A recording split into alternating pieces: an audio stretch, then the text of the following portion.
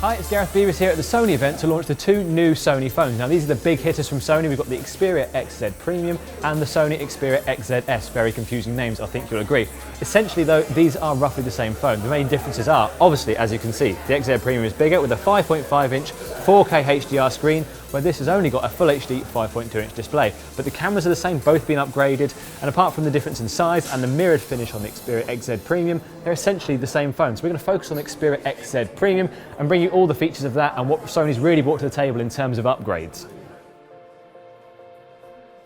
So ladies and gentlemen, a little bit of housekeeping first. This is a pre-production sample of the Xperia XZ Premium. So for things like the Slo-Mo video recording, which we'll show a little bit later, we're going to use the Xperia XZS. But onto the design of this phone. It's a big device with a 5.5-inch screen and it's a fingerprint magnet, but you're going to buy it for this mirrored finish on the back if you like that. So keep a cloth with you and it'll work quite nicely. In terms of other headline specs, we've got a 19 megapixel camera on the back with an f2.0 aperture and a larger 19% bigger sensor because you can get better low light photography. Overall, there's a lot to like about this phone, and while it is a bit bigger, it is kind of phablet level. It fits quite nicely in the hand and the overall look is rather attractive. It's got a rounded curved edge, which means that it feels like an almost infinite band around the whole of the phone. It's an improved design from Sony. It's very similar to its previous heritage, but it does jump forward. And on the side we've got a fingerprint scanner in the usual place for Sony, unless you're in the US where there is no fingerprint sensor at all. This is the Xperia XZS, which is slightly different, a bit smaller, doesn't have the same mirrored back, but ultimately still quite a well put together phone. In terms of spec for the Xperia XZ Premium, we've got a Snapdragon 835 processor with 4GB of RAM. It's very snappy under the finger, even at this pre-production stage. So as you can see here, video looks quite nicely, opens and shuts very quickly.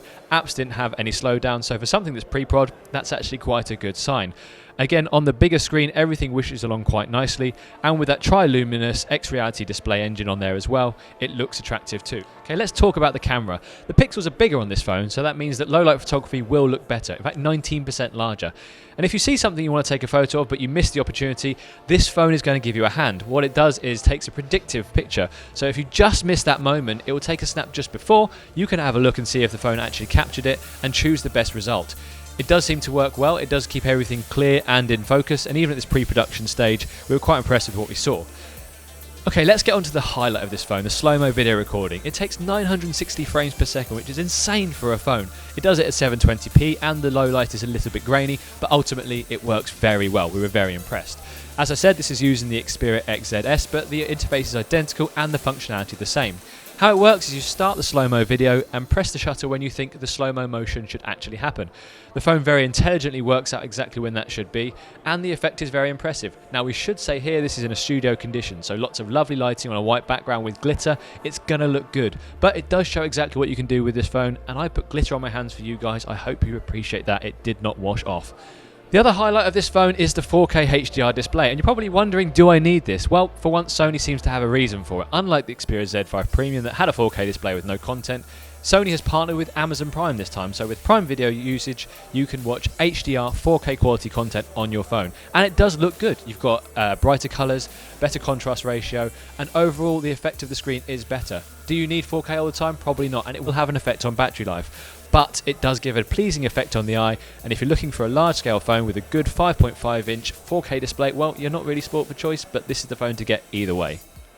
And in terms of audio quality, while we didn't get to test it at the event, Sony should be making a great sounding phone here because it's got high-res audio processing and good upscaling on the phone. Plus it has a headphone jack, which Sony felt they needed to tell us about, so thanks Apple for making that a thing.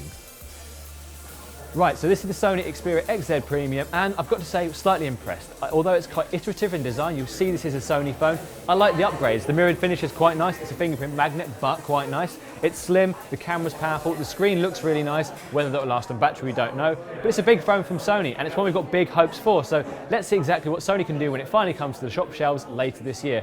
Thank you very much as ever for liking, thank you very much for subscribing, and if you want more information from Tech Radar about the bestest phones in the world, this is the place to come.